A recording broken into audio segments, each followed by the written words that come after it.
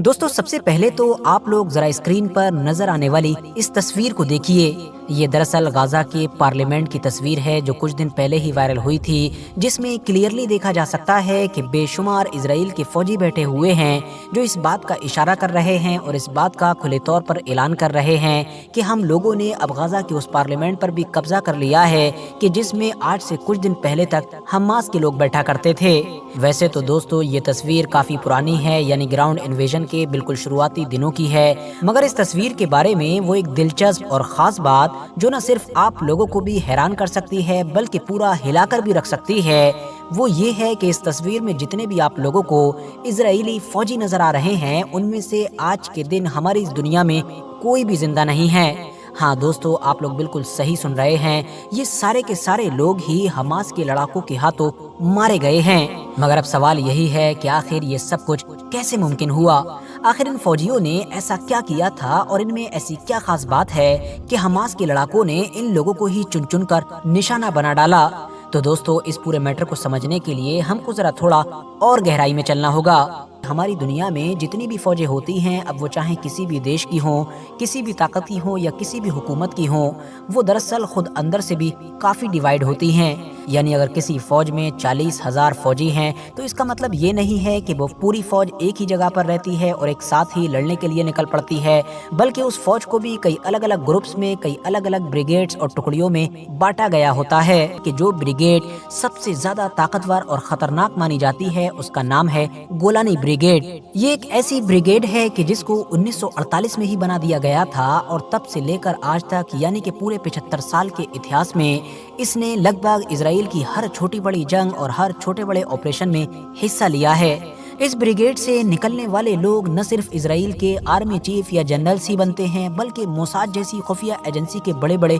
पदों पर बैठते हैं। इस ब्रिगेड में मौजूद ज्यादातर फौजी ऑलरेडी सीनियर कमांडर या इस तरह के बड़े बड़े पदों पर होते हैं। वो इसलिए क्योंकि इस ग्रुप में पहुंचता ही वो इंसान है कि जो ऑलरेडी बहुत ज्यादा तजर्बेकार और होशियार माना जाता है। अब क्योंकि दोस्तों जैसा कि मैंने आप लोगों को पहले ही बताया कि 1948 से लेकर अब तक लगातार इस ब्रिगेड ने इजराइल की तरफ से लगभग हर छोटी बड़ी जंग और हर छोटे बड़े ऑपरेशन में हिस्सा लिया है, तो इसीलिए अब जब इजराइल और हमास की ये जंग शुरू हुई, मतलब सन 2023 वाली, तो इसमें भी अब इजराइल ने फुल कॉन्फिडेंस अपनी इसी ऐतिहासिक और सबसे ताकतवर और सबसे खतरनाक ब्रिगेड को उतारने का फैसला किया। न सिर्फ उतारा बल्कि फ्रंट लाइन पर, मतलब कि सबसे आगे लड़ने के लिए भेजा। यही वजह थी कि जब ग्राउंड इन्वेजन शुरू हुआ, मतलब इजरायली फौज गाजा के अंदर घुसना शुरू हुई, तो जितने भी फोटोज और वीडियोस ऐसे बाहर निकल कर आते थे जिसमें देखा जाता था कि इजरायली फौज ये दावा कर रही है कि आज हमने इस इलाके पर कब्जा किया, आज उस इलाके पर, आज हमने गाजा को 2 टुकड़ों में बांट दिया और आज हमने ये कर दिया वो कर दिया,